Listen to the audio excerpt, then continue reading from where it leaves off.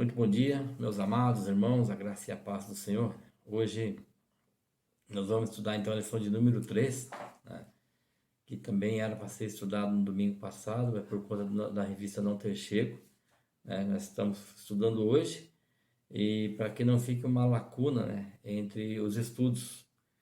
Bom, o texto que nós vamos estudar hoje é Gênesis no capítulo 3, né, e o texto áureo é o versículo 15.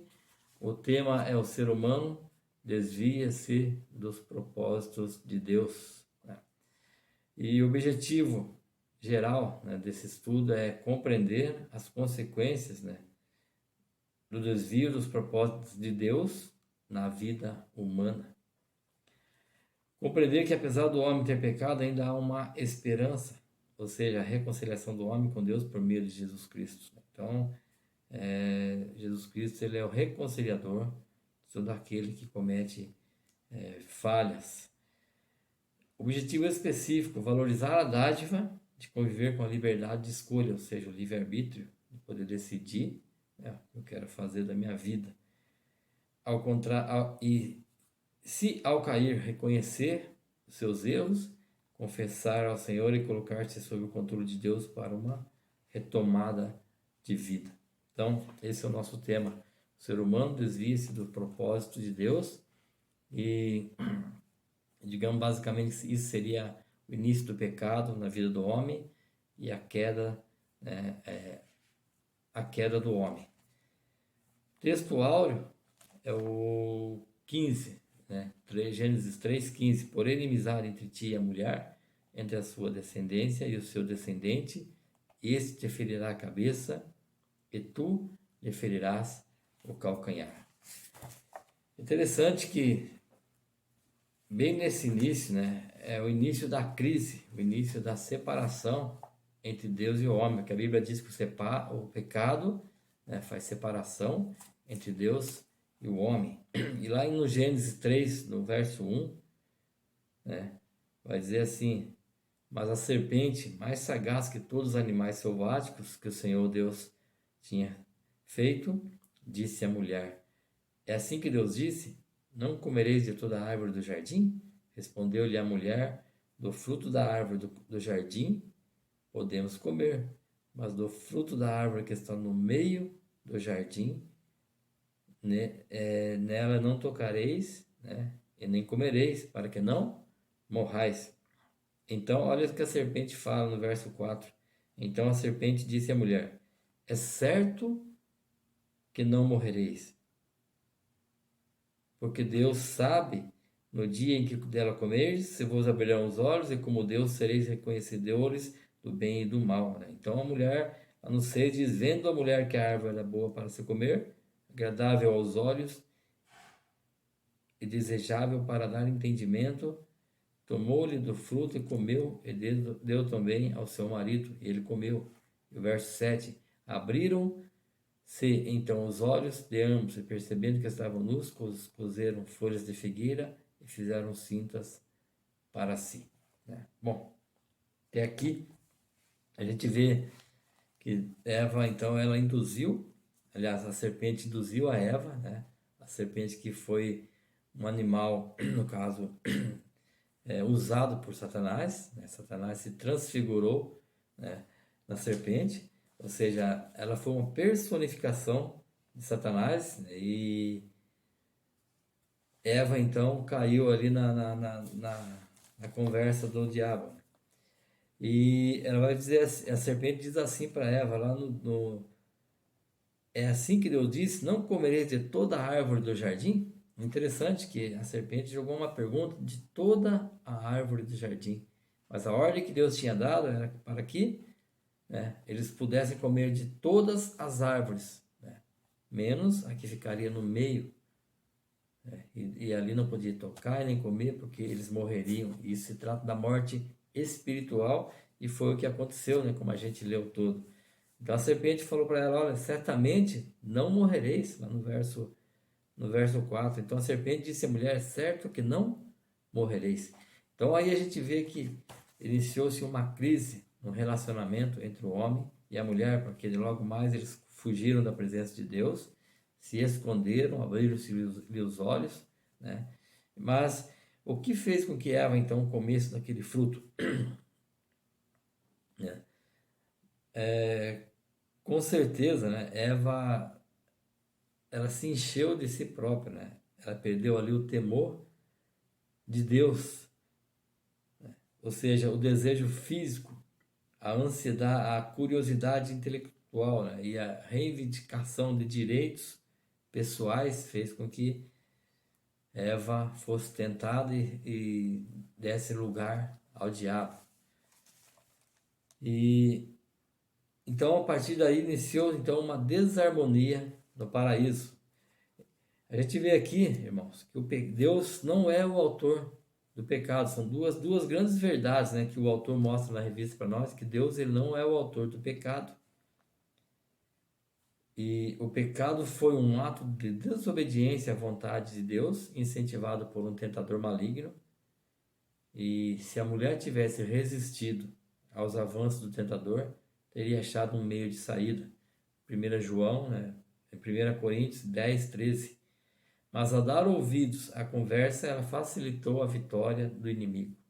Os servos de Deus são chamados a resistir ao diabo, né, e ele fugirá. Está lá em Tiago 4, 7. A serpente então trouxe uma dúvida, ela gerou ali para Eva uma dúvida, né? E a dúvida é algo que destrói a paz, traz conflito e gera sentimentos de incertezas e leva o ser humano a distanciar-se de Deus. Por isso, irmãos, nós não devemos ter dúvidas naquilo, né, nas nossas ações. Nós temos que ter sempre em paz com o Espírito Santo para que ele nos revele, né? Todas as nossas ações sejam dirigidas por meio do Espírito Santo. E o pecado, né, consumado gera a morte, mas antes ele é alimentado na mente e no coração do homem. Foi o que a serpente fez, né? Gerou ali em Eva um sentimento de querer mais, né? E aí o pecado ali tomou forma, né? Então o pecado ele gera vergonha, porque Adão e Eva fugiram de Deus, se esconderam de Deus. O pecado gera um medo, né? Eu tive medo, Adão falava para Deus, eu tive medo e me escondi. Mas antes ele não tinha medo, porque Deus visitava eles no jardim do Éden. O pecado gera acusação, porque a gente vai ver que Eva, né? Quando Deus perguntou para Adão, o que fizeste? Ah, a mulher me deu do fruto. Vocês leram o livro, o capítulo 3 vai estar falando, né? O que você fez, Adão? Eu comi do fruto porque a mulher me deu. Chega da mulher, o que você fez, mulher? Eu comi do fruto porque a serpente me enganou. Então o pecado gera acusação, irmãos. E muitas vezes quando nós erramos, né, quando o cristão erra, nós devemos tomar a responsabilidade para nós. Ó, eu errei porque isso, isso e isso. E a partir daí buscar reconciliação com o Senhor. Né? Então o pecado, ele faz com que o homem, ou seja, nos faz fugir da nossa responsabilidade. Né?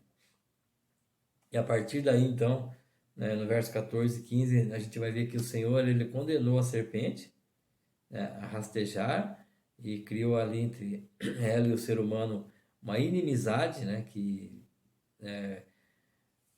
persiste até hoje, né? Quando a gente vê uma serpente, uma cobra aí, nós devemos fugir dela. Com certeza ela também foge de nós, porque ela não ataca o ser humano, ela só se aproximar. Mas a gente vê aí que, na verdade, a serpente também pagou caro, pagou um preço alto, né?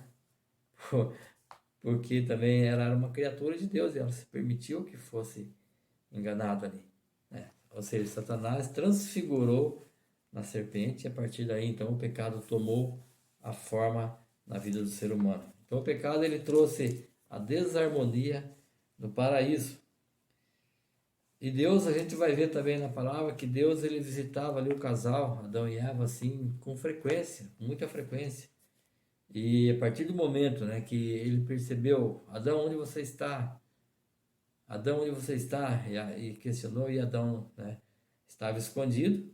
Deus perguntou, por que você está escondido? Ah, porque eu tive medo. Por que você teve medo? Ah, porque nós desobedecemos. Por que desobedeceu? Porque, sabe? Então, a partir daí gerou as desculpas, o sentimento de desculpa, eu errei por causa disso, por quê? Porque isso, e sempre jogando a culpa para outro e não reconhecendo, né? Interessante que Deus tomou a liberdade, né?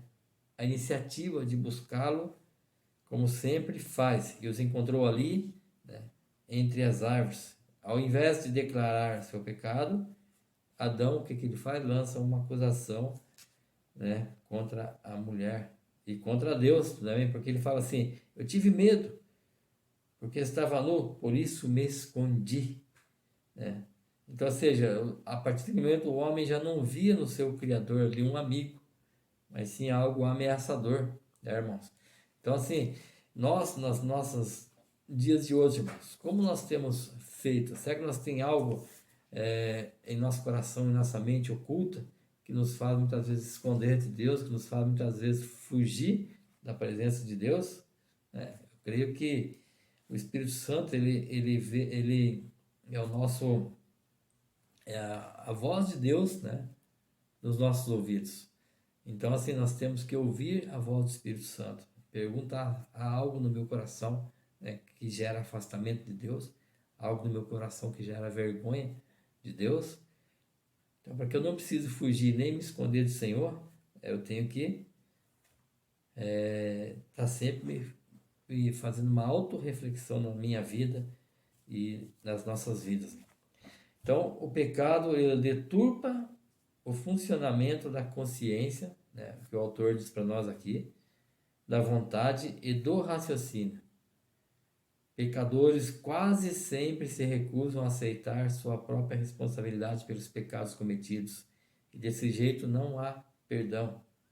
Ou seja, quando nós nos recusamos a nos arrepender e assumir a responsabilidade diante do pecado, diante de Deus, Deus não pode nos perdoar, porque o pecado porque Deus, né, o arrependimento, aliás, o perdão ele exige arrependimento e fé, e o que envolve a confissão dos nossos pecados. Então, 1 João 1,9, confessar no grego significa dizer a Deus que concordamos com a sua avaliação em lugar de pretender desculpar-nos, né? E também assumir as consequências do pecado, dos erros nossos.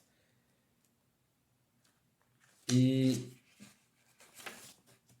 as consequências trágicas da desobediência fez com que Deus, então, né, a princípio, ele admitiu a culpa do tentador, pois lhe dirigiu imediatamente palavras de maldição, né? Como eu já falei, né? A serpente rastejaria a partir daquele momento e seria inimiga, né, do homem e da mulher, onde o homem lhe esmagaria a cabeça da serpente e ela lhe ferirá o calcanhar, né? E a punição que o Senhor Deus deu à serpente também não significou, né,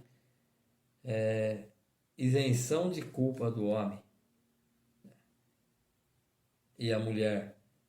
Haveria consequências degradantes para a mulher, né? Ou seja, a mulher teria conflitos na sexualidade, isso aqui o autor está dizendo para a gente, né? Dores no parto, conflitos na vida matrimonial. Também o homem recebeu sua cota de castigo. A punição do homem foi o campo de onde ele tiraria o seu alimento e sustento, ou seja, tudo pronto ali, e seria hostil, exigindo-lhe um trabalho árduo e marcado pela fadiga e pelo suor, né?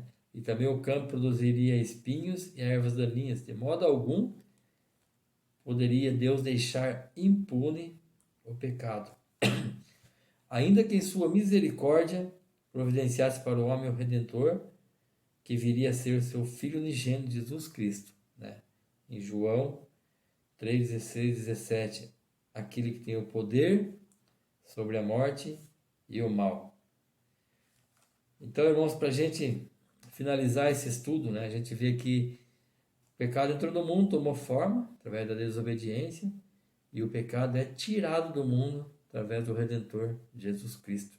e que nós devemos sempre fazer uma autoavaliação das nossas vidas para ver se nós não temos algo, né, algum motivo, alguma razão, aliás, razão não, alguma, se há algo em nós que nos faz com que venhamos às vezes esconder da presença de Deus, né?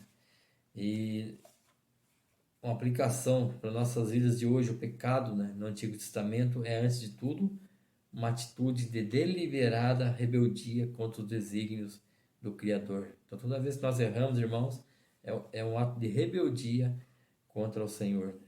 Dizer que o pecado foi uma queda é um esforço de minimizar a culpa, né? Adverte, Lade, né? É um autor, adverte que o pecado pode ser resistido, ainda que a vontade humana possa ceder diante dele. Jesus nos adverte: vigiai e orai para que não entreis em tentação. Ele fala assim: o espírito está pronto, mas a carne é fraca. Está lá em Mateus 26:41, em 1 Pedro 5, 8 e 9. E a gente finaliza por aqui, irmãos. Que Deus abençoe a todos. Um grande abraço, em nome de Jesus. Amém.